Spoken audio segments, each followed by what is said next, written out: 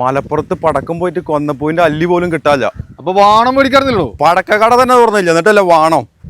കൊടുത്ത പൈസക്ക് സൂര്യ ആൻസ് മേടിച്ചിട്ടുണ്ടാവും. സൂര്യനൊരു വാണം.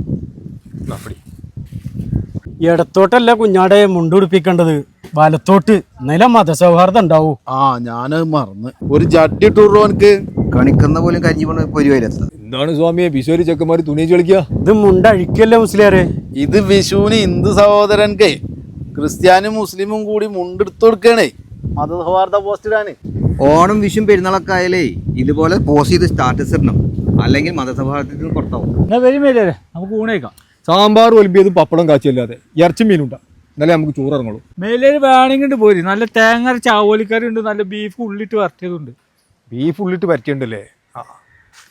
അല്ലെങ്കിലും സ്വാമിരേ ബീവിക്ക് നല്ല കൈപ്പുണ്യ.